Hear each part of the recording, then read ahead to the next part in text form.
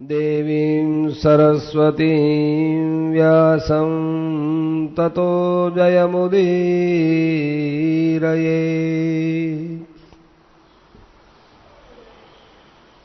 नल दमयंती का प्रसंग चल रहा है। ये कौन सुना रहे हैं? बृहदश्व नाम के ऋषि थे, वे सुना रहे हैं। किनको सुना रहे हैं? युधिष्ठिर जी को सुना रहे हैं। क्यों सुना रहे हैं? युधिष्ठिर जी ने कहा कि किसी आज तक आपने कोई देखा सुना, कोई इतिहास में भी ऐसा पुरुष आया क्या मेरे समान जो इतना बड़ा राजा होकर इस अवस्था को प्राप्त हुआ? ऐसा कोई मिला? कहाँ मिला? तब राजा नल की कथा सुनाई। राजा नल की कथा तो युधिष्ठिर से भी ज्यादा करुणात्मक है। अब बताओ, जो पासे उसके हाथ में थे वे पासे पक्षी बनकर के उसके कपड़े ही उड़ा ले गए। इससे ज्यादा और क्या दशा होगी? दमयंती ने कहा कि अपना आपका ससुराल, मेरा पीहर तो यहां पास में ही पड़ता है, चलो अपने मेरे पीहर में चलो। नल ने कहा ठीक नहीं लगेगा। तुम्हारे स्वयंवर में मैं एक राजा होकर गया था और आज मैं वहां एक प्रताड़ित हुआ, तिरस्कृत हुआ, अपमानित हुआ, भूख प्यास से व्याकुल हुआ होकर शरण में जाऊं, अच्छा नहीं लगेगा। और दोनों वहां जंगल में रहने लगे। एक वस्त्र, दोनों के बीच में एक वस्त्र, और भूखे प्यासे व्याकुल होकर किसी एक धर्मशाला में आए और वहां ठहर गए। यह प्रसंग कल चला। बृहदश्व जी आगे कहते हैं कि युधिष्ठिर, उस समय राजा नल के शरीर पर वस्त्र नहीं था, और तो क्या धरती पर बिछाने के लिए चटाई भी नहीं थी। शरीर धूल से लथपथ हो गया। इधर भूख प्यास लग रही है। राजा नल जमीन पर सो गए। रानी दमयंती के जीवन में कभी ऐसी परिस्थिति नहीं आई थी। बड़ी सुकुमारी थी, लेकिन दिन ऐसे ही थे, वो भी सो गई।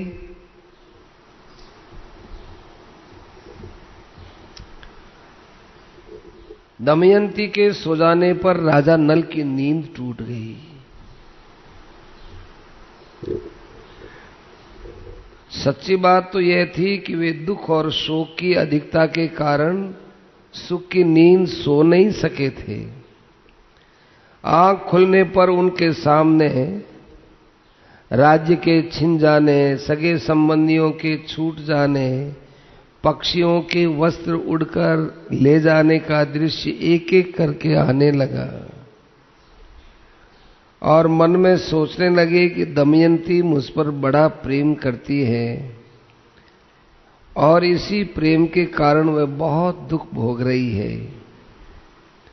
यदि मैं इसे अभी छोड़कर चला जाऊं तब यह अपने आप अपने पिता के घर चली जाएगी। मेरे साथ तो इसे बहुत ही दुख भोगना पड़ेगा। यदि मैं इसे छोड़कर चला जाऊं तो संभव है ये तो कम से कम सुखी रहेगी, मेरा जो होगा सो हो जाएगा। अंत में राजा ने यही निश्चय किया कि दमयंती को छोड़कर चुपचाप यहां से निकल जाए। जाने में ही भला है। दमयंती सच्ची पतिव्रता है और इसके सतीत्व को कोई भंग नहीं कर सकता, क्योंकि पतिव्रता का तेज असह्य होता है।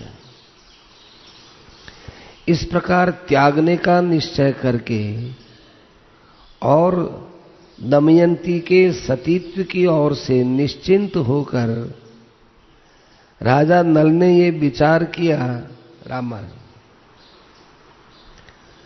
मैं नंगा हूं और दमयंती के शरीर पर भी केवल एक ही वस्त्र है, फिर भी इसके वस्त्र में से आधा फाड़ लेना ठीक है, परंतु फाड़ूं कैसे, ये जग जाएगी। वे धर्मशाला में इधर उधर घूमने लगे। उनकी दृष्टि एक बिना म्यान की तलवार पर पड़ गई। राजा ने उस तलवार को उठा लिया और बड़े चुपके चुपके धीरे धीरे बड़ी सावधानी से दमयंती का आधा वस्त्र फाड़कर अपना नग्न शरीर ढक लिया। दमयंती को कुछ पता नहीं चला, नींद में सो रही थी। राजा नल उसको छोड़कर निकल पड़े। उनके हृदय में दमयंती को छोड़ने का बड़ा भारी दुख था। आंखों से आंसू टपकने लगे, मन अधीर सा होने लगा, परंतु वे रानी को छोड़कर चले ही गए। बहुत दूर जाने के बाद उनका हृदय इस बात के विचार से शांत हुआ कि चलो, हम दोनों दुख पाते थे, अब कम से कम मैं दुख पाऊंगा, दमयंती तो दुख नहीं पाएगी। वे वापस धर्मशाला में लौटकर आए और उसी हालत में दमयंती को सोते देखकर फिर रोने लग गए। अब तक मेरी प्राण प्रिया अंतःपुर के पर्दे में रहती थी, कोई छू नहीं सकता था। आज ये अनाथ के भांति आधा वस्त्र पहने धूल में सो रही है।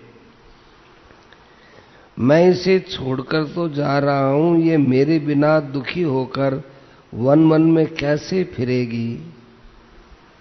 हे प्रिय, तू धर्मात्मा है, इसलिए आदित्य, वसु, रुद्र, अश्विनी कुमार और पवन देवता तेरी रक्षा करें। राजा नल का हृदय दुख के मारे टुकड़े टुकड़े हुए जा रहा था। वे झूले की तरह बार बार धर्मशाला से बाहर निकलते और फिर लौटते, फिर बाहर निकलते, फिर लौटते। शरीर में कलयुग का प्रवेश होने के कारण उनकी बुद्धि नष्ट हो गई थी, इसलिए अंततः वे अपनी प्राणप्रिया पत्नी को वन में अकेली छोड़कर चले ही गए।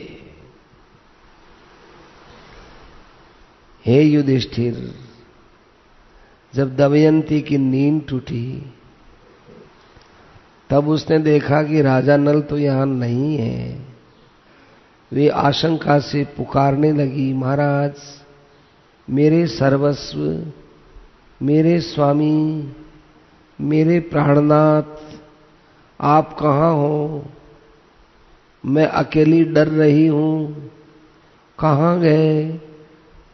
यदि आप हंसी करते हैं तो अब हंसी मत कीजिए। हे मेरे स्वामी, इस हंसी में आप मुझे क्यों डरा रहे हैं? अब जल्दी दर्शन दीजिए। हंसी की भी एक सीमा होती है। हंसी तो खुशी के दिनों में अच्छी लगती है, ऐसी अवस्था में आपको हंसी दिख रही है? ओहो, मैं आपको देख रही हूं, मैंने देख लिया है।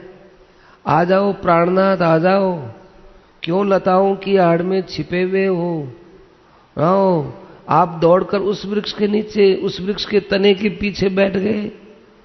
मैं इतना विलाप कर रही हूं, मेरे पास आकर आप धैर्य की बात नहीं करते हैं। क्या बात है स्वामी? मुझे अपना या और किसी का शोक नहीं है। मुझे तो केवल इतनी चिंता है कि आप इस घोर जंगल में अब कहां कैसे अकेले रह रहे होंगे। हे नाथ, किससे बात करते होंगे। निर्मल चित्त वाले आपकी किसी पुरुष ने ये दशा, जिस पुरुष ने ये दशा की है, वह आपसे भी अधिक दुर्दशा को प्राप्त होकर निरंतर दुखी जीवन बिताएगा। इस प्रकार दमयंती विलाप करती हुई इधर उधर दौड़ने लगी। वह उन्मत्त सी होकर, पागल सी होकर घूमती हुई एक अजगर के पास पहुंच गई। शोकग्रस्त होने के कारण उसे इस बात का पता नहीं चला और वो अजगर दमयंती को निगलने लगा। उस समय भी दमयंती के चित्त में कोई बात नहीं आ रही थी। वो एक ही बात कहती जा रही थी, महाराज कहाँ हो? हे स्वामी, मुझे अनाथ की तरह कैसे छोड़ गए? देखो जल्दी आओ, ये अजगर मुझे निगल रहा है। आप मुझे छुड़ाने के लिए तो आओ। सुनो सुनो नाथ, जल्दी आओ। ऐसे दमयंती आर्त होकर पुकार रही थी। उसी जंगल में एक शिकारी घूम रहा था। उसके कान में किसी रोती हुई स्त्री की करुण ध्वनि पड़ी। वह घूम रहा था, दौड़ा दौड़ा आया और उसने देखा कि एक बहुत सुंदर स्त्री को अजगर निगल रहा है। अपने तेज शस्त्र से उसने अजगर का मुंह चीर डाला। उसने दमयंती को छुड़ाया, उसको नहलाया, उसको भोजन कराया।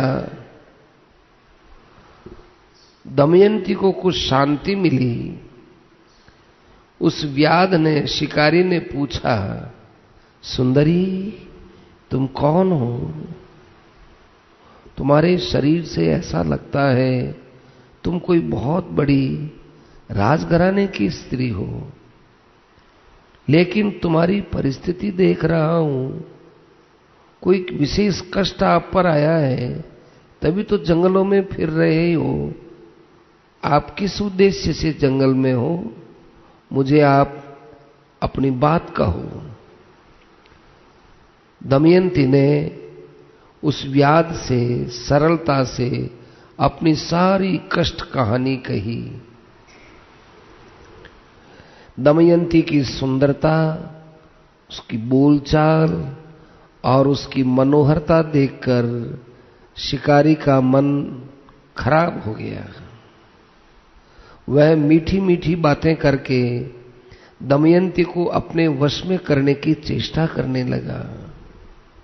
दमयंती दुरात्मा शिकारी के मन का भाव जानकर क्रोध के आवेश से प्रज्वलित हो गई। दमयंती ने व्याध के बलात्कार की चेष्टा को बहुत रोकना चाहा, परंतु जब वह किसी प्रकार नहीं माना तो उसने शाप दे दिया, यदि मैंने निषिद्ध देश के राजा नल को छोड़कर किसी पुरुष का मन से भी चिंतन किया है तो यह पापी क्षुद्र व्याध मरकर जमीन पर गिर जाए। दमयंती के मुख से ऐसी बात निकल नहीं थी और वो शिकारी वहीं पर चक्कर खाकर गिर गया। उसके प्राण पंख उड़ गए और वह जले हुए ठूंठ की तरह पृथ्वी पर गिर पड़ा। व्याध के मर जाने पर दमयंती राजा नल को ढूंढती हुई एक निर्जन और भयंकर वन में जा पहुंची। बहुत से पर्वत, नदी, नद, जंगल, हिंसक पशु, पक्षी, पिशाच आदि को देखती हुई विरह के मारे उनसे राजा नल का पता पूछती हुई उत्तर की ओर बढ़ने लगी। 3 दिन 3 रात बीत जाने के बाद दमयंती ने एक बड़ा सुंदर तपोवन देखा। उस आश्रम में वशिष्ठ, भृगु और अत्रि के समान मितभोजी, संयमी, पवित्र, जितेंद्रीय और तपस्वी ऋषि निवास कर रहे थे। वे वृक्षों की छाल और मृगछाला धारण किए हुए थे। दमयंती को उनके दर्शन करके बहुत धैर्य मिला। उसने आश्रम में जाकर बड़ी नम्रता के साथ सभी तपस्वियों को प्रणाम किया, हाथ जोड़कर खड़ी हो गई। ऋषियों ने कहा, स्वागत है, आओ बैठो, बोलो हम तुम्हारा क्या काम करें। दमयंती ने एक सभ्य स्त्री के समान उनसे प्रश्न किया, आपकी तपस्या अग्नि, धर्म और पशु पक्षी, आपकी तपस्या अग्नि, धर्म और पशु पक्षी सब कुशल पूर्वक तो है ना? आपके धर्माचरण में कोई विघ्न तो नहीं पड़ता? ऋषियों ने कहा, कल्याणी, हम तो सब प्रकार से कुशल हैं, पर तुम कौन हो? किस उद्देश्य से आई हो? हमें बड़ा आश्चर्य हो रहा है। तुम हमारे अग्नि, धर्म, पशु पक्षी, तपस्या आदि सभी की कुशल क्षेम पूछने वाली कौन हो? क्या तुम वन, पर्वत, नदी की अधिष्ठात्री देवी हो? दमयंती ने कहा, हे महात्माओं, मैं कोई देवी देवता नहीं, एक मनुष्य स्त्री हूं।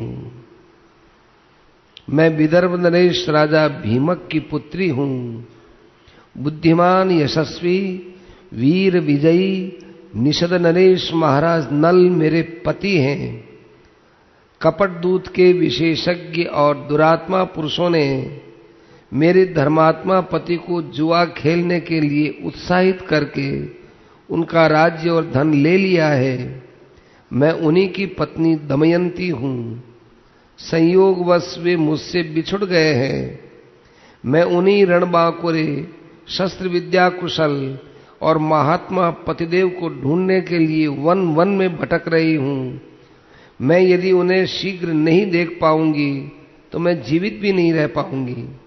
उनके बिना मेरा जीवन कोई काम का नहीं है। वियोग के दुख को मैं कब तक सह सकूंगी, क्योंकि पति का वियोग स्त्री के लिए असह्य होता है। तपस्वियों ने दमयंती का दुख समझा और बड़े धैर्य से कहा, कल्याणी, हम अपनी तपस्शुद्धि दृष्टि से देख रहे हैं कि तुम्हें आगे बहुत बड़ा सुख मिलेगा। थोड़े ही दिनों में तुम्हें राजा नल के दर्शन भी हो जाएंगे। धर्मात्मा निषिद्ध नरेश नल थोड़े ही दिनों में समस्त दुखों से छूटकर संपत्तिशाली निषिद्ध देश पर फिर राज्य करेंगे। उनके शत्रु भयभीत होंगे, मित्र सुखी हो जाएंगे और कुटुंबी उन्हें अपने बीच में पाकर आनंदित हो जाएंगे। इस प्रकार कहकर वे सब तपस्वी अपने आश्रम के साथ अंतरित हो गए। आश्रम भी नहीं, तपस्वी भी नहीं। ये कैसा दृश्य मैंने देखा? दमयंती को बड़ा आश्चर्य हुआ। वह सोचने लगी, नहीं नहीं, मैंने कोई आश्रम थोड़ा ही देखा है, मैंने तो सपना देखा है। पर सपना, मैं तो पूर्ण रूप से जागृत हूं। ये कैसी घटना है? वे तपस्वी, आश्रम, नदी, फल फूल से लदे हरे हरे वृक्ष एक साथ सब अदृश्य हो गए। कोई माया तो नहीं है? घनघोर जंगल में कोई है भी तो नहीं? किससे पूछूं क्या हो रहा है? मेरे पर जो विपत्ति आई वो कम थोड़ा ही है। इस पर भी ऐसे ऐसे दृश्य आते फिर छिप जाते हैं, किसकी माया है? ऐसा विचार करते करते दमयंती उदास हो गई, उसका मुख मुरझा गया। दमयंती वहां से आगे चली, विलाप करती हुई एक अशोक वृक्ष के पास पहुंची। उसकी आंखों से झरझर आंसू झर रहे थे। उसने अशोक वृक्ष से गदगद स्वर में कहा, ए शोक रहित अशोक, तू मेरा शोक मिटा दे। क्या कहीं तूने राजा नल को शोक रहित देखा है? हे अशोक, तू अपने शोक नाशक नाम को सार्थक कर। दमयंती ने अशोक की प्रदक्षिणा की और वो आगे बढ़ी। भयंकर वन में अनेकों वृक्ष, गुफा, पर्वतों के शिखर और नदियों के आसपास अपने पतिदेव को ढूंढती ढूंढती दमयंती बहुत दूर निकल गई। वहां उसने देखा कि बहुत से हाथी, घोड़े और रथों के साथ एक व्यापारियों का बहुत बड़ा झुंड आगे आ रहा है। व्यापारियों के प्रधान से बातचीत करके और यह जानकर कि ये व्यापारी राजा सुबाहु के राज्य चेदी देश में जा रहे हैं, दमयंती उनके साथ हो गई। उसके मन में अपने पति के दर्शन की लालसा बढ़ती जा रही थी। कई दिनों तक चलने के बाद व्यापारी एक भयंकर वन में जा पहुंचे। वहां एक बड़ा सुंदर सरोवर था। लंबी यात्रा करने के कारण सब लोग थक गए थे, इसलिए उन लोगों ने वहीं पड़ाव डाल दिया। दैव माने भाग्य व्यापारियों के लिए प्रतिकूल था। रात के समय जंगली हाथी व्यापारियों के हाथियों पर टूट पड़े। उनमें भगदड़ मच गई। सबके सब व्यापारी नष्ट भ्रष्ट हो गए। कोलाहल सुनकर दमयंती की नींद टूटी। वह इस महासंहार का दृश्य देखकर बावली सी हो गई। उसने कभी ऐसी घटना देखी क्या, सोची भी नहीं थी। वह वहां से डरकर भाग निकली और जहां कुछ बचे हुए मनुष्य खड़े थे वहां जा पहुंची। तदनंतर दमयंती उन वेद पाठी और संयमी ब्राह्मणों के साथ जो इस महासंहार से बच गए थे, शरीर पर आधा वस्त्र धारण किए चलने लगी और सायंकाल के समय चेदी नरेश के राजा सुबाहु की राजधानी में जा पहुंची।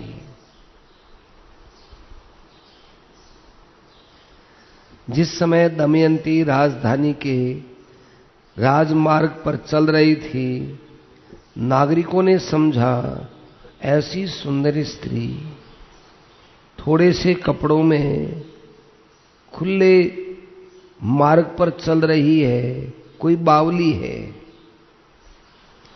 छोटे छोटे बच्चे उसके पीछे लग गए। कोई चिढ़ाते हैं, कोई क्या करते हैं। दमयंती बड़ी विचार करती है, इन देशों में मेरा क्या आदर था और आज मैंने किस प्रकार बावली समझी जा रही हूं। बड़ी गंभीरता से जा रही थी। चलती चलती राजमहल के पास पहुंची। उस समय राजमाता राजमहल की खिड़की में बैठी हुई थी। उस राजमाता ने बच्चों से घिरी हुई दमयंती को देखकर अपनी धाय से कहा, अरे देखो तो वह स्त्री बड़ी दुखिया मालूम देती है। यह किसी को अपना आश्रय ढूंढ रही है। ये छोटे छोटे बच्चे, अनजाने बच्चे दुख दे रहे हैं। तुम जाओ और इसको मेरे पास ले आओ। ये सुंदर तो इतनी है, मानो मेरे महल को दमका देगी। धाय ने आज्ञा पालन किया। दमयंती राजमहल में आ गई। राजमहल में आने पर राजमाता ने दमयंती का सुंदर शरीर देखकर पूछा, देखने में तो तुम दुखिया जान पड़ती हो, लेकिन तुम्हारा शरीर इतना तेजस्वी कैसे है? हम लोग तुम्हारे विषय में परिचय जानना चाहते हैं। तुम कौन हो? किसकी पत्नी हो? इस असहाय अवस्था में क्यों घूम रही हो? क्या तुम्हें किसी से कोई डर नहीं लगता? दमयंती ने कहा, मैं एक पतिव्रता नारी हूं। मैं हूं तो बड़ी कुलीन परदासी का काम करती हूं। अंतःपुर में रह चुकी हूं। मैं कहीं भी रह जाती हूं। फल मूल खाकर दिन बिता देती हूं। मेरे पतिदेव बहुत गुणी हैं, मुझसे बहुत प्रेम करते हैं। मेरे अभाग्य की बात है कि वे बिना मेरे किसी अपराध के रात के समय मुझे सोती छोड़कर जाने कहां चले गए। मैं रात दिन अपने प्राण पति को ढूंढ रही हूं और उनके वियोग में जलती रहती हूं। इतना कहते कहते दमयंती की मोटी मोटी आंखों से मोटे मोटे आंसू गिरने लगे और वो सुबक सुबक कर रोने लगी। दमयंती के दुख भरे विलाप से राजमाता का जी भर गया। वे कहने लगी, कल्याणी, तुम्हें देखकर जाने क्यों तुम पर मेरा स्वाभाविक प्रेम उमड़ रहा है। तुम मेरे पास रहो, मैं तुम्हारे पति को ढूंढने का प्रबंध करूंगी। जब वे आ जाए तब तुम उनसे मिल लेना। दमयंती ने कहा, माताजी, मैं एक शर्त पर आपके घर रह सकती हूं।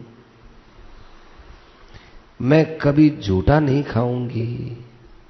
मैं किसी के पैर नहीं धोऊंगी। मैं पर पुरुष के साथ किसी प्रकार भी बातचीत नहीं करूंगी। यदि कोई पुरुष मुझसे दुश्चेष्टा करे तो उसे दंड देना होगा। बार बार यदि वो ऐसा करेगा तो उसे प्राणांत दंड देना होगा। मैं अपने पति को ढूंढने के लिए ब्राह्मणों से बातचीत कर सकती हूं। आप यदि मेरी ये शर्त स्वीकार करें तब तो मैं रह सकती हूं, अन्यथा मुझे आप जाने दीजिए। राजमाता दमयंती के नियमों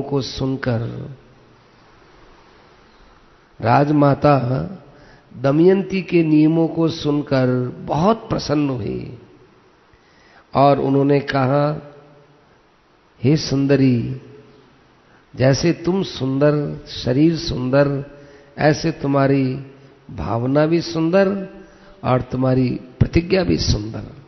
ऐसा ही होगा। तदनंतर उन्होंने अपनी पुत्री सुनंदा को बुलाया और कहा कि बेटी, देखो, इस दासी को देवी समझना।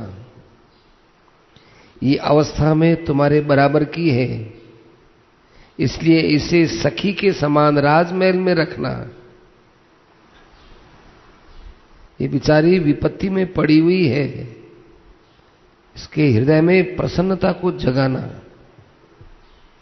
ऐसे ऐसे मनोरंजन करते रहना ताकि ये अपनी विपत्ति को भूल जाए।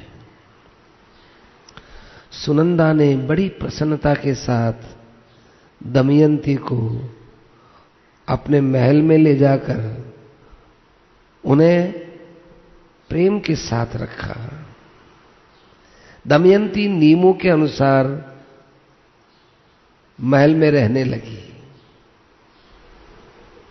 बृहदस्व जी ने कहा, युधिष्ठिर, अब मैं आपको नल के विषय में सुनाता हूं।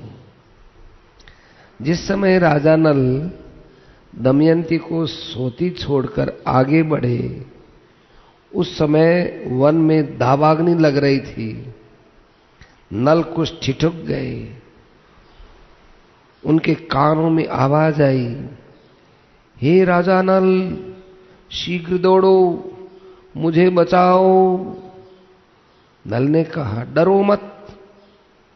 वे दौड़कर दावानल में घुस गए और देखा कि एक नागराज करकोटक कुंडली बांधकर पड़ा हुआ है। उसने हाथ जोड़कर नल से कहा, राजन, मैं करकोटक नाम का सर्प हूं। मैंने तेजस्वी ऋषि नारद को धोखा दिया था। उन्होंने शाप दे दिया था कि जब तक राजा नल तुम्हें न उठावे तब तक तुम यहीं पड़े रहो। उनके उठाने पर तू शाप से छूट जाएगा। उनके शाप के कारण मैं यहां से एक पग भी हट बढ़ नहीं सकता हूं। तुम शाप से मेरी रक्षा करो। मैं तुम्हारे बहुत सी हित की बात बताऊंगा और तुम्हारा मित्र बनकर काम करूंगा। मैं हल्का हो जाता हूं। मेरे भार से डरो मत। मेरे पास कई विद्याएं हैं। भारी से भारी भी हो जाता हूं और हल्के से हल्का भी होता हूं। उसी समय वह अंगूठे के बराबर हो गया। नल उसे उठाकर दावानल से बाहर लाए। करकोटक ने कहा, राजन, तुम अभी मुझे पृथ्वी पर मत डालना। तुम जरा गिनती करते हुए चलो। 1, 2 ऐसे से पग रखो और गिनती करते हुए चलो। राजा नल ने 1, 2, 3, 4, 5, 6, 7, 8, 9, 10 10 कहा तो 10 कहते ही करकोटक नाग ने उसको डस लिया है। उसका नियम था कि जब कोई 10 कहेगा, अर्थात डसो ये कहेगा, तो वो डसता है। इसमें कोई अन्यथा नहीं है, कोई बुराई नहीं है। करकोटक के डसते ही नल का वो पहला बड़ा सुंदर स्वरूप बदल गया और करकोटक अपने रूप में हो गया। आश्चर्यचकित नल से उसने कहा, राजन, तुम्हें कोई पहचान नहीं सके इसलिए मैंने तुम्हारा रूप बदला है। हे महाराज, कलयुग ने तुम्हें बहुत दुख दिया है। अब मेरे विष से वह तुम्हारे शरीर में बहुत दुखी रहेगा। तुमने मेरी रक्षा की है। अब तुम्हें हिंसक पशु, पक्षी, शत्रु और ब्रह्मवेत्ताओं से भी कोई भय नहीं रहेगा। अब तुम पर किसी का विष नहीं चढ़ेगा। युद्ध में तुम्हारी जीत होगी। तुम अपना अभी नाम बदल दो।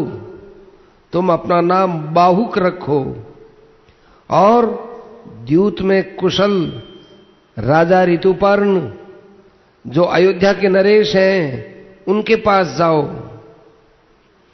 वे तुम्हें द्यूत खेलने की बहुत सुंदर विद्या सिखाएंगे और तुम उनको घोड़ों की विद्या बतला देना। वे तुम्हें जुए का रहस्य बता देंगे तथा तुम्हारे मित्र भी बन जाएंगे। जुए का रहस्य जब जान लोगे तब तुम्हारी पत्नी, पुत्री, पुत्र, राज्य सब कुछ मिल जाएगा। जब तुम अपने पहले रूप को धारण करना चाहोगे तब मेरा स्मरण कर लेना और मेरे दिए हुए वस्त्र धारण कर लेना। तुमको अपना पहले वाला रूप मिल जाएगा। इतना कहकर करकोटक ने 2 वस्त्र दिए और वहीं अंतरित हो गया। राजा नल वहां से चलकर 10वें दिन राजा ऋतुपर्ण की राजधानी अयोध्या में पहुंच गए। उन्होंने वहां राज दरबार में जाकर निवेदन किया, हे महाराज ऋतुपर्ण, मेरा नाम बाहुक है। मैं घोड़ों को हाँकने तथा उन्हें तरह तरह की चालें सिखाने का काम करता हूं। घोड़ों की विद्या में मेरे जैसा निपुण इस समय पृथ्वी पर और कोई नहीं है। अर्थ संबंधी तथा अन्य गंभीर समस्याओं पर मैं बहुत अच्छी सम्मति दे सकता हूं। मैं रसोई बनाने में भी बड़ा चतुर हूं। मैं हाथ के हर काम में बहुत कुशलता से अपनी कारीगरी दिखा सकता हूं और दूसरे भी कठिन कामों को मैं करने की पूरी चेष्टा करता हूं। आप यदि मुझे अपने पास रख लें तो मैं वैसा ही चेष्टा करूंगा। आप मेरी आजीविका निश्चित करके मुझे रख लीजिए। ऋतुपर्ण ने कहा, अरे बाहुक, बहुत अच्छा आया तुम आ गए। तुम्हारे जिम्मे सारे काम देते हैं। एक बात है, मैं शीघ्रगामी सवारी को बहुत पसंद करता हूं, इसलिए तुम ऐसा उद्योग करो कि मेरे घोड़ों की चाल बहुत तेज हो जाए। मैं तुम्हें अश्वशाला का अध्यक्ष बनाता हूं। मैं तुम्हें हर महीने सोने की 10,000 मोहरें दूंगा। इसके अतिरिक्त वार्ष्णेय और जीवल हमेशा तुम्हारे पास रहेंगे। वार्ष्णेय नल का पुराना सारथी था और ऋतुपर्ण को मालूम नहीं था। वार्ष्णेय भी आकर यहीं काम करता था। राजा ऋतुपर्ण से सत्कार पाकर राजा नल बाहुक के रूप में वार्ष्णेय और जीवल के साथ अयोध्या में रहने लगे। राजा नल प्रतिदिन रात को दमयंती का स्मरण करके कहा करते थे, हाय हाय तपस्विनी दमयंती, भूख प्यास से घबरा कर थकी मांदी उस मूर्ख का स्मरण करती होगी और न जाने कहां सोती होगी। भला वह अपने जीवन निर्वाह के लिए किसके पास जाती होगी। इस प्रकार वे अनेकों बातें सोचते और ऋतुपर्ण के पास रहते कि उन्हें कोई पहचान न लगे।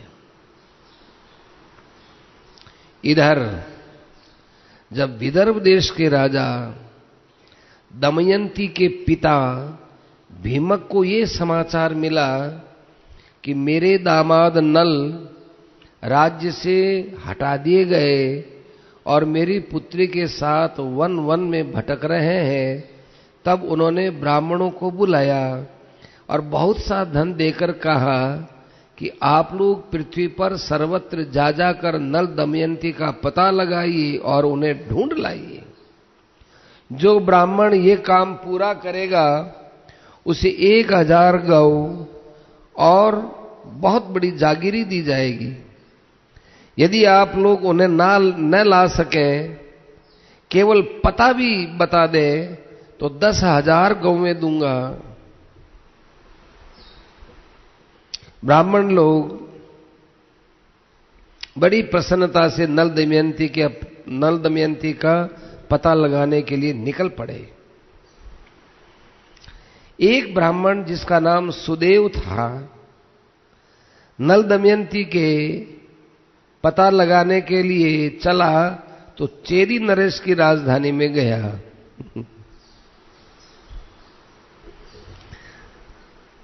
उसने एक दिन राजमहल में दमयंती को देख लिया। उस समय राजा के महल में पुण्याहवाचन हो रहा था। पुण्य आव आचन, पुण्य के आह्वान हो रहे थे, यज्ञ हो रहा था।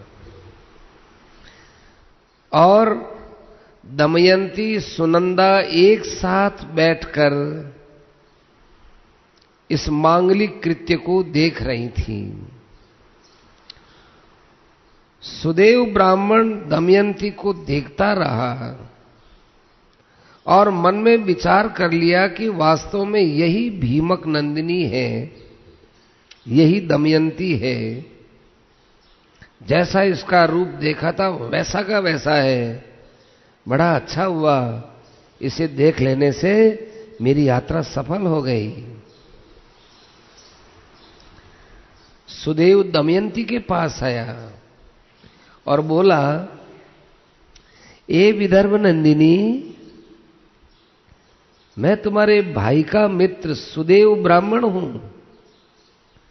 राजा भीमक की आज्ञा से तुम्हें ढूंढने के लिए यहां आया हूं। तुम्हारे पिता माता भाई सब आनंद में हैं। तुम्हारे दोनों बच्चे भी विदर्भ देश में सकुशल हैं। बस तुम्हारे बिछोह से सभी कुटुंबी प्राणहीन जैसे हो रहे हैं। तुम्हें ढूंढने के लिए तुम्हारे पिता ने सैकड़ों ब्राह्मणों को भेजा है और वे पृथ्वी पर सब जगह घूम रहे हैं। दमयंती ने ब्राह्मण को पहचान लिया। वह क्रम क्रम से एक एक का कुशल मंगल पूछने लगी। पूछते पूछते दमयंती रो पड़ी। सुनंदा दमयंती को बातें करते और रोते देखकर घबरा गई। उसने अपनी माता के पास जाकर सब हाल सुनाया। माताजी सुनो, जिसे हम दासी मानते थे वो विदर्भ देश की कन्या पुत्री दमयंती है। राजकुमार दमयंती, राजा नल की पत्नी, वो यहां दासी बनकर आई। राजमाता घबरा गई, तुरंत अपने महल से निकलकर आई और ब्राह्मण के पास जाकर पूछने लगी, हे ब्राह्मण, ये किसकी पत्नी है, किसकी पुत्री है? अपने घर वालों से कैसे बिछुड़ गई? तुमने इसे कैसे पहचाना? एक साथ सब प्रश्न किए। सुदेव ने बड़े धैर्य के साथ नल दमयंती का पूरा चरित्र सुनाया और कहा कि जैसे राख में दबी हुई आग का पता चलता है, इसी प्रकार से इस देवी का रूप और ललाट मैंने देखा है और पहचान लिया है। सुनंदा ने अपने हाथों से दमयंती का ललाट धो दिया, जिससे उसके भौं के बीच का लाल चिन्ह चंद्रमा के समान प्रकट हो गया। ललाट का तिल देखकर सुनंदा और राजमाता दोनों रो पड़ी। उन्होंने 2 घड़ी तक दमयंती को अपनी छाती से सटाए रखा। राजमाता ने कहा, दमयंती, मैंने इस तिल से पहचान लिया कि तुम मेरी बहन की पुत्री हो। तुम्हारी माता मेरी सगी बहन है। हम दोनों दशारण देश के राजा सुदामा की पुत्री हैं। तुम्हारा जन्म मेरे पिता के घर ही हुआ था। उस समय मैंने तुम्हें देखा था। जैसे तुम्हारे पिता का घर तुम्हारा है, वैसे ही ये घर भी तुम्हारा है। ये संपत्ति जैसी मेरी है, वैसे ही तुम्हारी है। राजमाता अभी रोते रोते चुप नहीं रही। अपनी मौसी जी को इस प्रकार शोक से विवल देखकर दमयंती ने उनके आंसू पूंछते हुए कहा, मां, आपने मुझे नहीं पहचाना तो क्या हुआ? मैं तो आपके यहां लड़की की तरह ही रही हूं। मैं तो अंदर से आपको पहचान चुकी थी।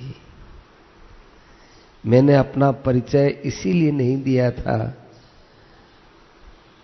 कि जैसे मैं दुखी हूं ऐसे आप दुखी हो जाएंगे। इसमें मुझे संदेह नहीं है कि मैं यहां बड़े आराम से रहती हूं, परंतु मैं बहुत दिनों से घूम रही हूं। मेरे छोटे छोटे 2 बच्चे पिताजी के घर हैं। वे अपने पिता के वियोग से दुखी रहते होंगे। न जाने उनकी क्या दशा होगी। आप यदि मेरा हित करना चाहते हैं तो मुझे अपने पिता के देश विदर्भ देश में भेज दीजिए और मेरी इच्छा पूर्ण कीजिए। राजमाता ने पुत्री से भी ज्यादा प्रेम करके दमयंती के सिर पर बड़े प्रेम से हाथ फेरते हुए पालकी मंगाई, बहुत से सामान उसमें रखे और एक बड़ी सेना के संरक्षण में दमयंती को रोते रोते विदा किया। इधर दमयंती जब अपने पिता के घर आई तो दमयंती के भाई, बच्चे, पिता, माता, सखियां सब बड़े प्रेम से मिली। उसने देवता और ब्राह्मणों की पूजा की। राजा भीमक को अपनी पुत्री मिल जाने से बड़ी प्रसन्नता हुई और उन्होंने सुदेव नामक ब्राह्मण को 1000 गौवें, गांव, धन इतना दिया कि सुदेव कहने लगा इससे ज्यादा मैं नहीं लेना चाहता, पूर्ण रूप से संतुष्ट कर दिया। बृहदस्व जी कहते हैं, युधिष्ठिर अपने पिता के घर एक दिन विश्राम करके दमयंती ने अपनी माता से कहा कि माँ, मैं आपसे सत्य सत्य कहती हूं, यदि आप मुझे जीवित रखना चाहती हैं तो मेरे पतिदेव को ढूंढवाने का कोई उद्योग कीजिए। रानी दुखी हो गई। वह अपने पति राजा भीमक से कहने लगी, हे स्वामी, दमयंती अपने पति के लिए बहुत व्याकुल है, जो उचित भी है। उसने सब प्रकार का संकोच छोड़कर मुझसे कहा है उन्हें ढूंढवाने का उद्योग करो। राजा ने अपने सभी आश्रित ब्राह्मणों को बुलाया और नल को ढूंढने के लिए उन्हें नियुक्त कर दिया। ब्राह्मणों ने दमयंती के पास जाकर कहा, ठीक है महाराज, हम अब राजा नल का भी पता लगाएंगे। दमयंती ने ब्राह्मणों से कहा, आप लोग जिस राज्य में जाएं, वहां मनुष्यों की भीड़ में ये बात कहें कि मेरे प्यारे छलिया, तुम मेरी साड़ी में से आधी फाड़कर तथा मुझ दासी को वन में सोती छोड़कर कहां चले गए। यहां मनुष्यों की भीड़ में बोलना। तुम्हारी वह दासी अब भी उसी अवस्था में आधी साड़ी पहने तुम्हारे आने की बाट जोर रही है और तुम्हारे वियोग के दुख से दुखी हो रही है। उन लोगों के सामने मेरी दशा का वर्णन कीजिएगा और ऐसी बात कहिएगा कि जिससे वे प्रसन्न हो और मुझ पर कृपा करें। मेरी बात कहने पर यदि आप लोगों को कोई उत्तर दे तो वह कौन है, कहां रहता है, इस बात का फिर पता लग जाएगा और उसका उत्तर याद कर मुझे सुनाइएगा। इस बात का भी ध्यान रखिएगा कि आप लोग यह बात मेरी आज्ञा से कह रहे हैं, यह उसे मालूम नहीं होना चाहिए। ब्राह्मणगण समझ गए दमयंती ने जिस चातुर्य के साथ नल को ढूंढवाने का प्रयत्न किया है, यह उसके योग्य भी है।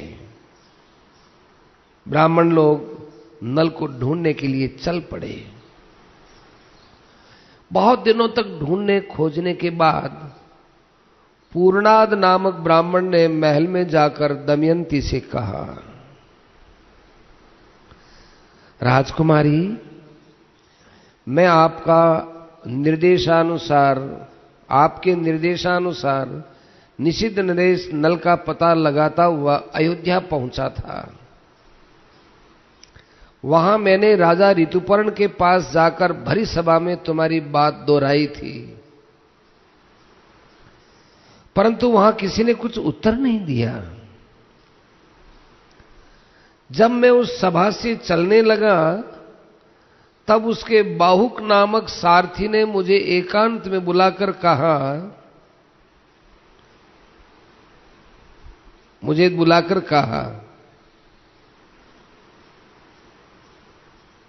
मैं उसको देखता रहा कि ये कौन है जो मुझे एकांत में बुलाकर बात करना चाहता है। मैंने उससे पूछा, तुम कौन हो? तो हे देवी, वह सारथी कहने लगा, मैं ऋतुपर्ण के घोड़ों को शिक्षा देता हूं, मैं स्वादिष्ट भोजन बनाता हूं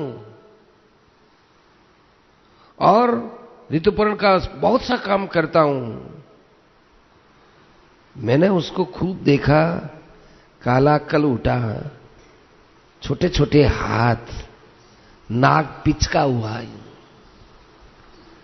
आकृति बड़ी कुरूप। उसने लंबी सांस लेते लेते रोते रोते कहा, हे ब्राह्मण, कुलीन स्त्रियां घोर कष्ट पाने पर भी अपने शील एवं पातिव्रत्य से स्वयं रक्षा कर लेती हैं और अपने सतीत्व के बल पर स्वर्ग को जीत लेती हैं। कभी उनका पति उन्हें त्याग भी दे तो ऐसी स्त्रियां कभी पति पर क्रोध नहीं करती हैं, क्योंकि उनके पास सदाचार की बहुतायत रहती है और सदाचार ही उनकी रक्षा करता है।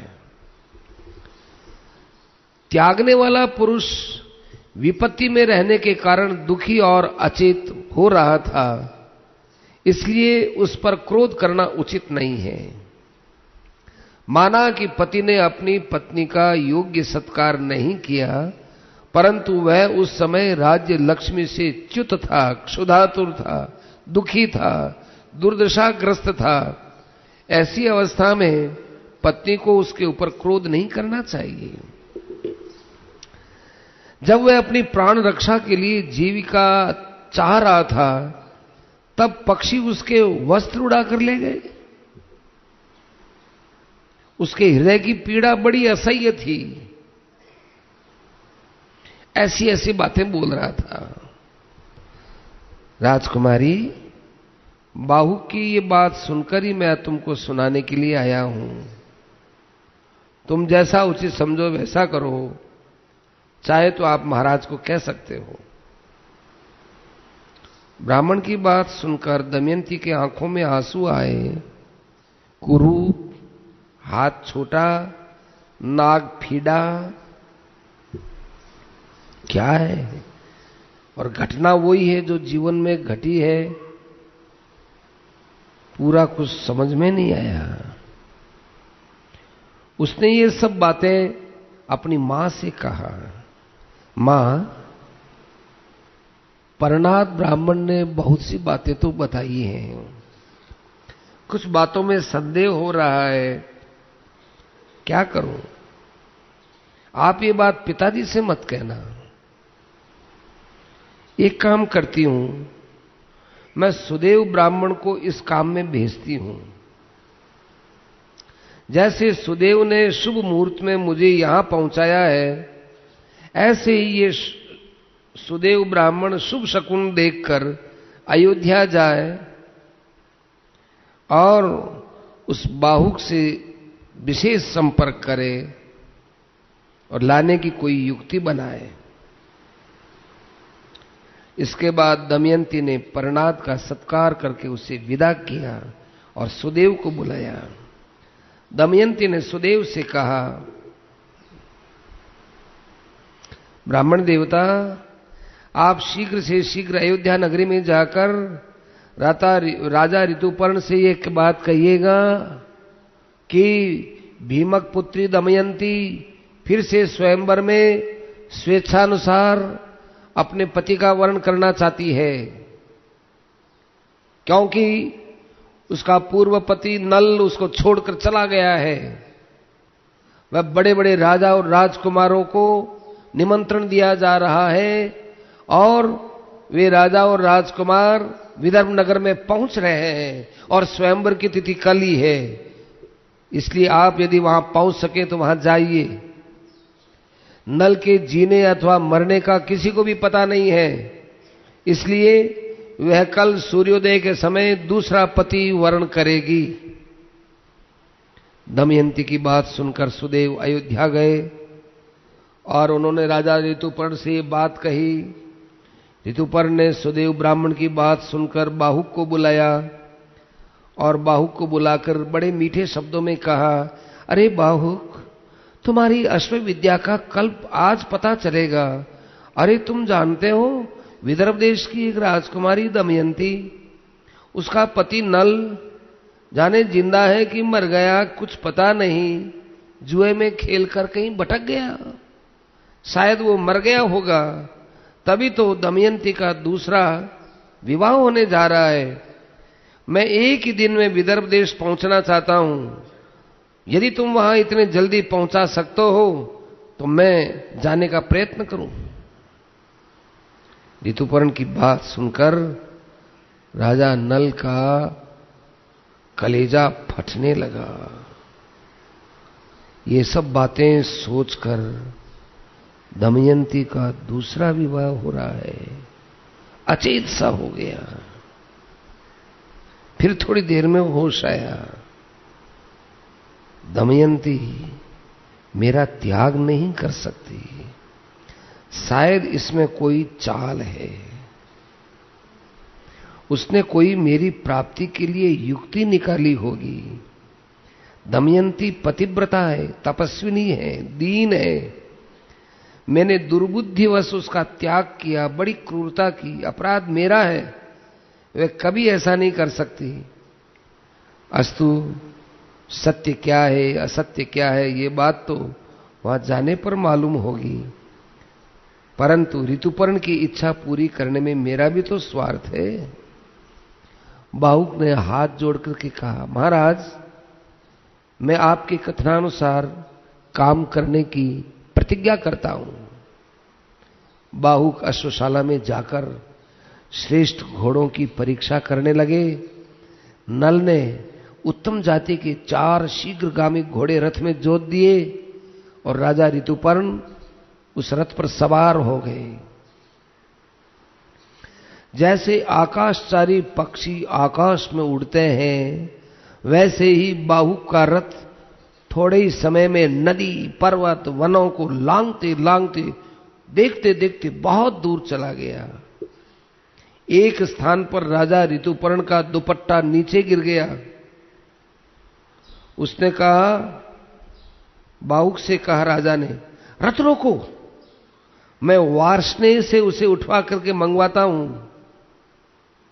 नल ने कहा, आपका वस्त्र गिरा तो अभी है, परंतु अब यहां हम लोग 1 योजन आगे निकल गए, 4 कोस, अब वह नहीं उठाया जा सकता। ऐसी बातें हो रही थी। उसी समय वह रथ एक वन में चल रहा था। ऋतुपर्ण ने कहा, बाहुक, तुम मेरी गणित विद्या की चतुराई तो देखो। सामने के वृक्ष में जितने पत्ते और फल दिख रहे हैं, उनकी अपेक्षा पृथ्वी पर गिरे हुए फल और पत्ते 101 गुणे अधिक हैं। वृक्ष है, उसके पत्ते और फल जो गिरे हुए हैं उनसे 101 गुणे अधिक हैं जो लगे हुए उनसे। इस वृक्ष की दोनों शाखाओं और टहनियों पर 5 करोड़ पत्ते हैं और 2095 फल है। तुम्हारी इच्छा हो तो गिन लो। बाहुक ने रथ खड़ा कर दिया और कहा, मैं इस बहेड़े के वृक्ष को काटकर इसके फलों और पत्तों को ठीक ठीक गिनकर निश्चय करता हूं। बाहुक ने वैसा ही किया। फल और पत्ते ठीक उतने ही हुए जितने राजा ने बताए थे। नल को आश्चर्य हुआ। बाहुक ने कहा, आपकी विद्या बड़ी अद्भुत है, आप अपनी विद्या बतला दीजिए। ऋतुपर्ण ने कहा, गणित विद्या की तरह मैं पासों की वशीकरण विद्या भी जानता हूं। बाहुक ने कहा कि ये विद्या मुझे सिखा दे तो मैं आपको घोड़ों की विद्या सिखा सकता हूं। ऋतुपर्ण ने कहा, अरे बाहुक, विदर्भ देश पहुंचना है, राजकुमारी दमयंती को प्राप्त करना है, जल्दी चलो। और अश्वविद्या भी सीखने का मुझे लालच है। नल ने कहा, मैं आपको अश्वविद्या सिखा रहा हूं, आप मुझे पासों की विद्या सिखाइए। बैठे हुए राजा ऋतुपर्ण ने वहां पासों को किस प्रकार पकड़ना चाहिए, किस पासे को किस प्रकार रखकर कैसी चाल चलनी चाहिए कि मन चाहा वहां संख्या आ जाए, ऐसी ऐसी पासों की सब विद्या सिखा दी।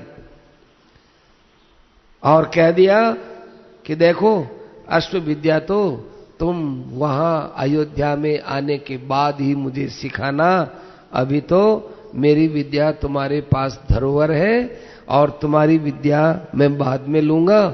मुझे अभी दमयंती की प्राप्ति के लिए जल्दी से जल्दी वहां पहुंचना है। जिस समय राजा ने पासों की विद्या सीखी, उसी समय कलयुग करकोटक नाग के तीखे विष को उगलता हुआ नल के शरीर से बाहर निकल गया। कलयुग के बाहर निकलने पर नल को बड़ा क्रोध आया और उन्होंने उसे शाप देना चाहा। कलयुग दोनों हाथ जोड़कर कांपता हुआ कहने लगा, आप क्रोध शांत कीजिए, मैं आपको यशस्वी बनाऊंगा। आपने जिस समय दमयंती का त्याग किया था, उसी समय उसने मुझे शाप दे दिया था। मैं बड़े दुख के साथ करकोटक नाग के विष से जलता हुआ आपके शरीर में रह रहा था। अब मैं आपकी शरण में हूं, मेरी प्रार्थना सुनो और मुझे शाप न दो। जो आपके पवित्र चरित्र का गान करेगा, उन्हें मेरा कोई भय नहीं होगा, कलयुग का उसको कोई भय नहीं होगा। राजा नल ने कहा, ये तो बहुत अच्छी बात है, कलयुग का भय न हो। राजा ने क्रोध शांत किया और राजा ने कलयुग को छोड़ दिया। कलयुग भयभीत होकर वहीं बहेड़े के पेड़ में घुस गया। ये संवाद कलयुग और नल के अतिरिक्त किसी को भी मालूम नहीं था। वह वृक्ष ठूंठ सा हो गया। इस प्रकार कलयुग ने राजा नल का पीछा छोड़ दिया, परंतु अभी उनका रूप नहीं बदला था। उन्होंने अपने रथ को जोर से हाँका और सायंकाल होते न होते विदर्भ देश में पहुंच गए। राजा भीमक के पास समाचार भेजा गया। उन्होंने ऋतुपर्ण को अपने यहां बुला लिया। ऋतुपर्ण के रथ की झंकार से दिशाएं गूंज रही थी। कुंडिन नगर में राजा नल के वे घोड़े कैसे रहते थे, और उसमें उन घोड़ों के साथ उन घोड़ों को भी खड़ा किया जो उनके बच्चों को लेकर भीमक के यहां अपने ननिहाल आए थे। नल के बच्चे आए थे। नल की घरघराहट से उन्होंने राजा नल को पहचान लिया। बड़ी प्रसन्नता हुई, भीमक ने पहचान लिया। दमयंती को वे आवाज वैसी ही जान पड़ती थी। दमयंती कहने लगी, इस रथ की घरघराहट से मेरे चित्त में उल्लास पैदा हो रहा है। अवश्य ही इसको हाँकने वाले मेरे पतिदेव हैं। यदि आज वे मेरे पास नहीं आएंगे तो मैं धधकती आग में कूद पड़ूंगी। मैंने कभी हंसी खेल में भी उनसे झूठ बात नहीं कही है। मैंने कभी अपकार नहीं किया है। मेरी प्रतिज्ञा किसी प्रकार से प्रतिज्ञा करके तोड़ दी हो, ऐसा मुझे याद नहीं है। वे बड़े शक्तिशाली, क्षमावान, एक पत्नी व्रत हैं। उनके वियोग से मेरी छाती फट रही है। शायद संभवतः वे ही इस रथ को चलाने वाले हैं। दमयंती महल की छत पर चढ़कर रथ का आना और उस पर से रथ के सारथी पर पूरी दृष्टि गड़ाए रखना, ये काम करने लगी। हे युधिष्ठिर, विदर्भ नरेश भीमक ने अयोध्यापति ऋतुपर्ण का खूब स्वागत किया, अच्छे स्थान पर ठहराया। उन्होंने कुंडिनपुर में स्वयंवर का कोई चिन्ह दिखाई नहीं दिया। भीमक को इस बात का मालूम नहीं था कि ऋतुपर्ण मेरी पुत्री के स्वयंवर के निमंत्रण पर आए हैं। उन्होंने कुशल मंगल के साथ पूछा, महाराज ऋतुपर्ण जी, आपने हमको किस उद्देश्य से, किस काम के लिए आदेश देने के लिए यहां आने का कष्ट किया है? इधर ऋतुपर्ण ने भी स्वयंवर की कोई जानकारी नहीं देखी, और सब बात दबा दी। मैं तो यूं ही केवल आपको प्रणाम करने के लिए और आपसे मिलने के लिए आया, और तो मेरा कोई काम नहीं था। भीमक सोचने लगे, 100 योजन से अधिक दूर केवल प्रणाम करने के लिए आए, मिलने के लिए आए,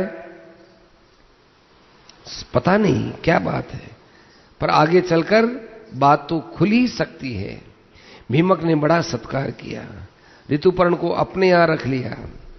बाहुक भी वार्ष्णेय के साथ अश्वशाला में ठहरकर घोड़ों की सेवा में संलग्न हो गए। दमयंती आकुल व्याकुल होकर सोचने लगी, रथ की ध्वनि तो मेरे पतिदेव के रथ के समान जान पड़ती थी, परंतु कहीं दर्शन नहीं हो रहे हैं। हो न हो वार्ष्णेय ने उनसे रथ विद्या सीख ली हो, और शायद वार्ष्णेय ने ही रथ चलाया हो। ये वार्ष्णेय स्वयं नल का सारथी था, पहले ही बता दिया। शायद वो वार्ष्णेय ने रथ चलाया हो, ऐसा दमयंती सोच रही है।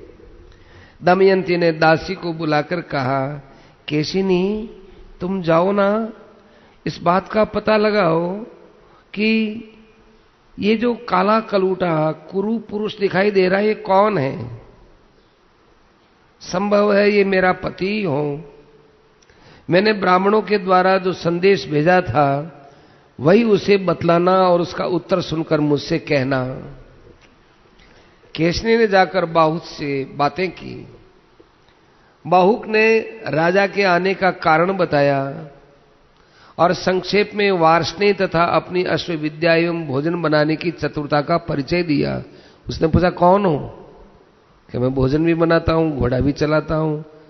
ये कौन है? ये वार्ष्णेय है, ये भी घोड़ा चलाता है, हम दोनों घोड़े चलाने वाले हैं। केशनी ने पूछा कि बाहुक, सच्ची सच्ची बताओ ना, राजा नल कहां है? क्या तुम उनको देखे हैं? क्या तुम जानते हो? अरे वो वार्ष्णेय, तुम तो नल के सारथी थे, तुम तो जानते होंगे ना। बाहुक ने कहा, केशिनी, वार्ष्णेय राजा नल के बच्चों को यहां छोड़कर चला गया था। उसे उनके संबंध में क्या मालूम? वार्ष्णेय को क्या मालूम कि नल कहां है? इस समय नल का रूप बदल गया है। केशिनी, वो छिप करके कहीं रहता है। उन्हें या तो स्वयं ही पहचान सकते हैं वे स्वयं, या उनकी पत्नी दमयंती पहचान सकती है, क्योंकि वे अपने गुप्त चिन्हों को दूसरे के सामने प्रकट नहीं करना चाहते। केशिनी, राजा नल विपत्ति में पड़ गए थे, उन्होंने पत्नी का त्याग किया था। दमयंती को अपने पति पर क्रोध नहीं करना चाहिए। जिस समय वे भोजन की चिंता में थे, पक्षी उनके वस्त्र उड़ाकर ले गए। उनके हृदय में बड़ी पीड़ा हुई, हृदय उनका टूट गया। उन्होंने मन में सोचा कि देखो, मैंने अपने पत्नी के साथ उचित व्यवहार नहीं किया। फिर वे अपनी पत्नी दमयंती को दुर्वस्था में छोड़कर चले गए। दमयंती को ऐसी परिस्थिति में क्रोध नहीं करना चाहिए। ये कहते कहते नल के आंखों से आंसू टपकने लगे। केशनी ने जाकर दमयंती के पास ये सारे समाचार कहा और ये भी कहा कि उनके आंखों से आंसू गिर रहे थे। अब दमयंती की आशंका और बढ़ने लगी कि हो न हो ये राजा नल है।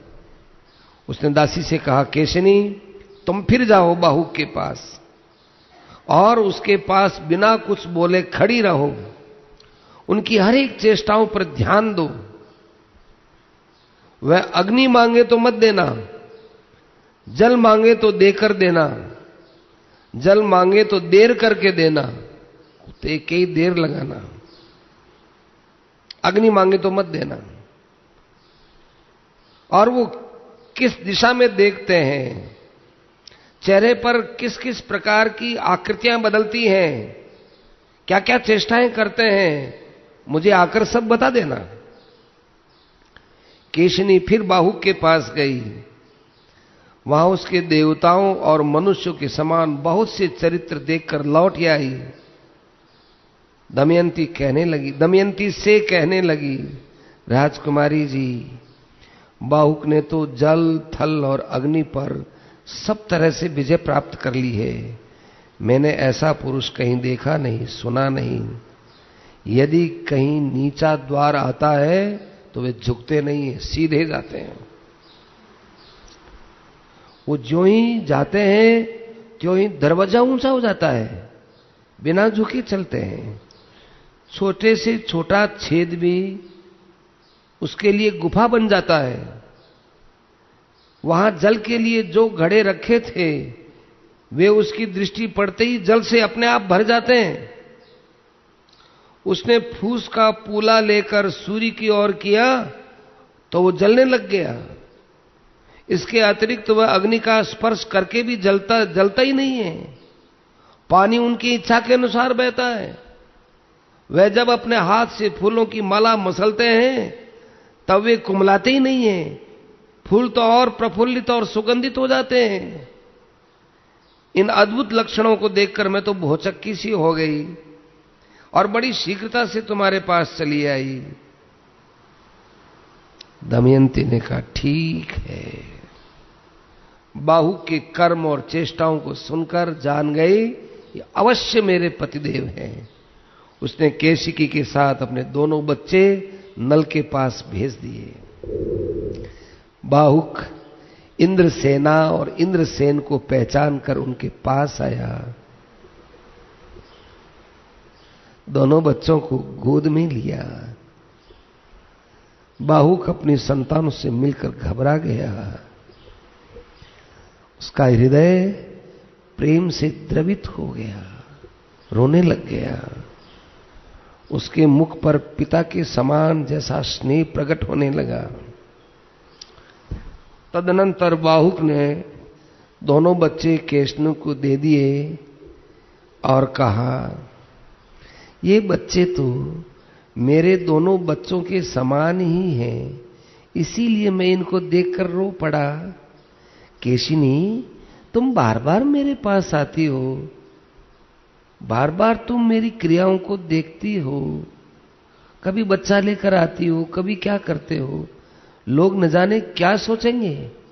इसलिए यहां मेरे पास बार बार आना उत्तम नहीं है, चली जाओ। केशनी ने जाकर दमयंती के पास ये सब बातें कह दी। अब दमयंती ने केशनी को अपनी माता के पास भेजा और कहलवाया, माता जी, मैंने राजा नल को समझकर बार बार बाहुक की परीक्षा करवाई है।